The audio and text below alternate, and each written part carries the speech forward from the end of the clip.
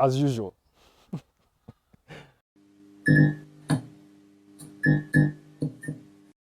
Hey, what's up guys? Happy New Year to everyone.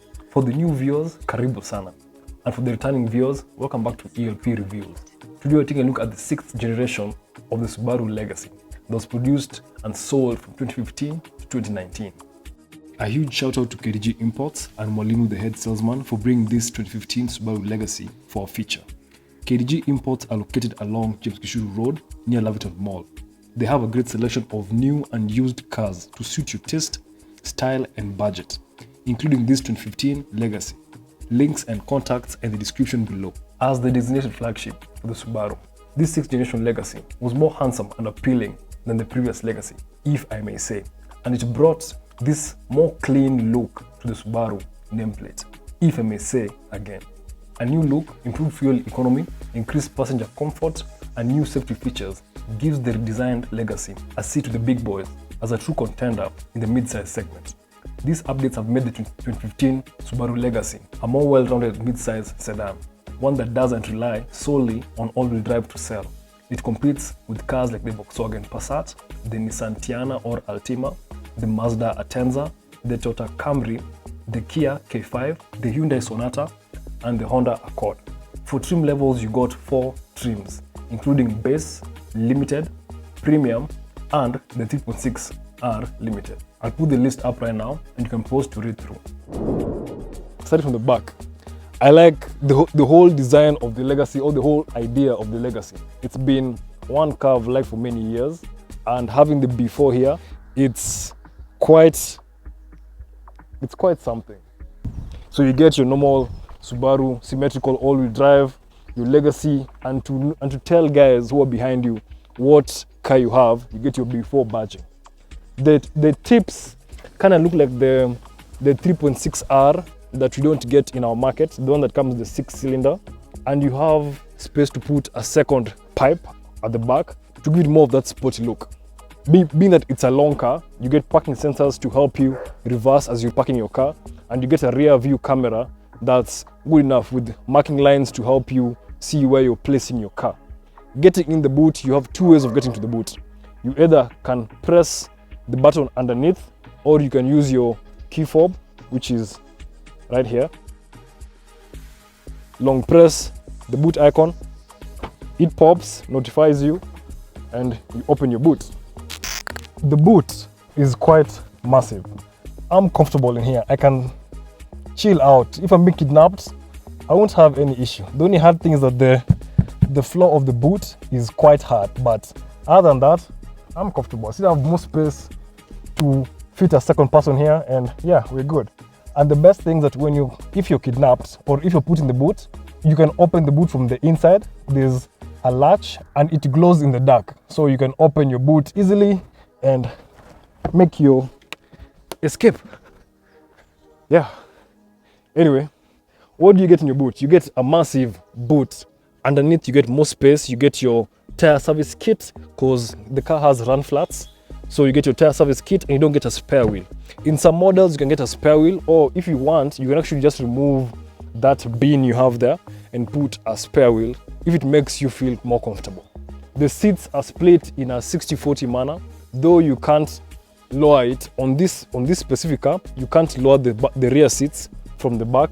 In some, again, you have tabs here at the end to pull on and the seats drop.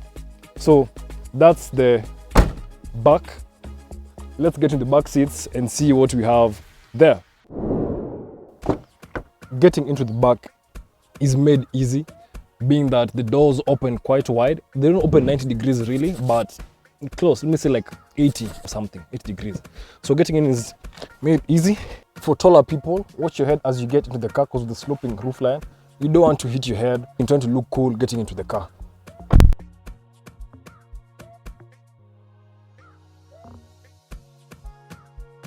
Door materials, you get soft material at the top, this chrome trim here with a shiny bit of, I wouldn't say wood, but it's a nice luxurious addition on the car. More leather on the sides.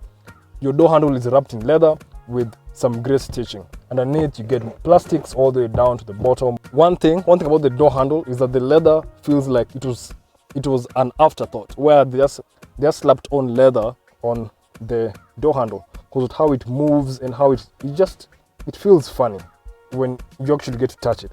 Maybe I'm just being me with noticing things I'm not supposed to notice, but it's a weird feeling. For headspace, it's acceptable. I have just enough space for my head.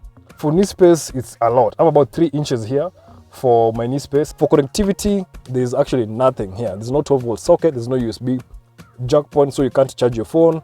You can't, you're just here to enjoy the ride.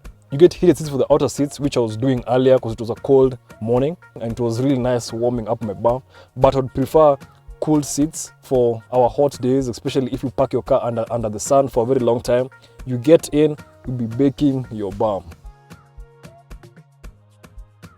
For the armrests, from how my elbow gets into the armrest, you can see how well padded and comfortable it can be, and it's wide, so both guys at the back can rest their hand here and chill out.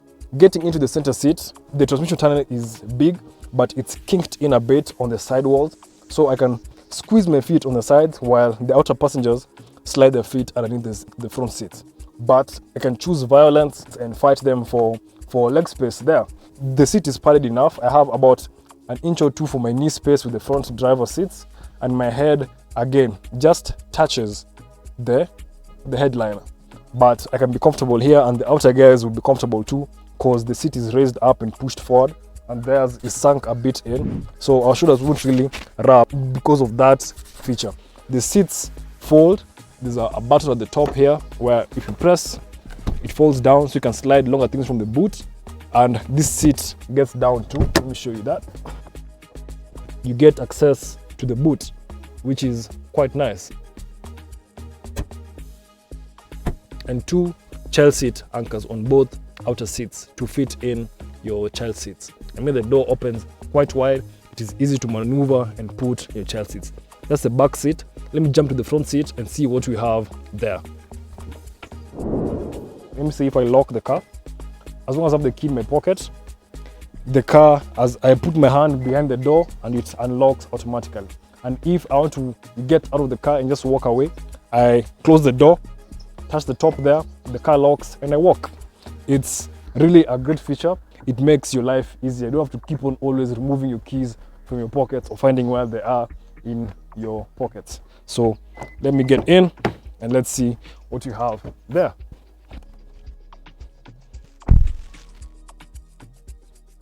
The car just welcomed me when I closed the door, which is nice. Yeah, the front seats are really comfortable. I have enough back support, I have enough side bolsters to hold me. The bottom seat is comfortable, wrapped in leather with the same, it looks gray or white, maybe I'm colorblind, but let me just say gray stitching. It's the same thing you have on your door handle again.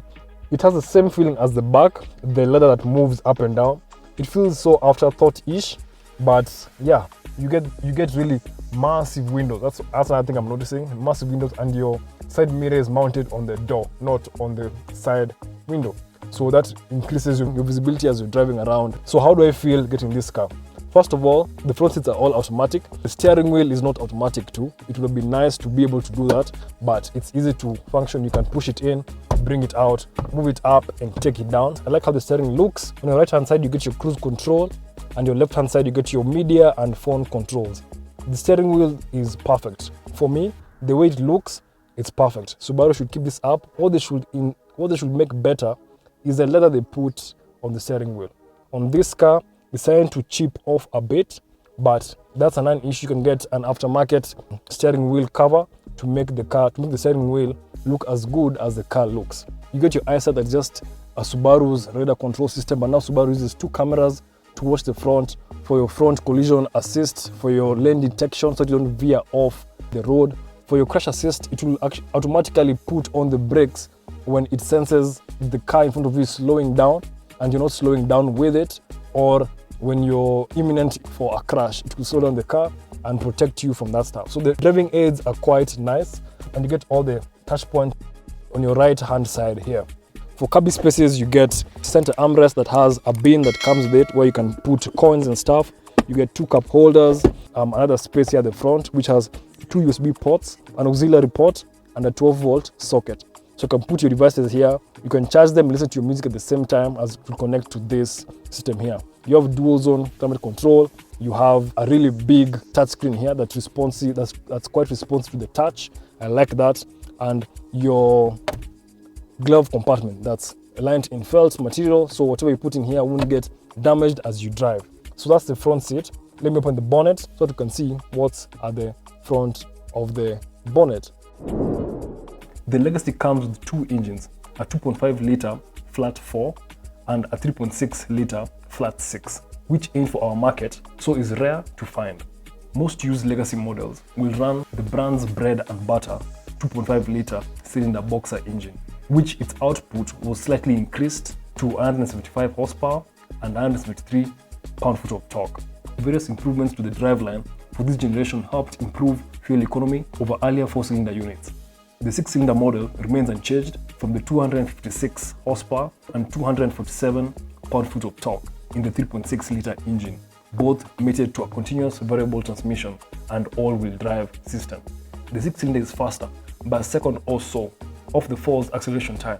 Obviously it's not fast, though it is unstrained.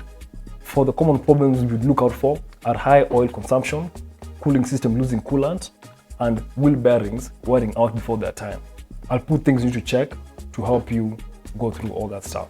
For safety, the 6th gen Subaru Legacy comes standard with stability and traction control, anti-lock disc brakes, a rear view camera, front side airbags, side curtain airbags, and new seat cushion airbags that deploy from the seat bottom to keep occupants in place in a frontal collision.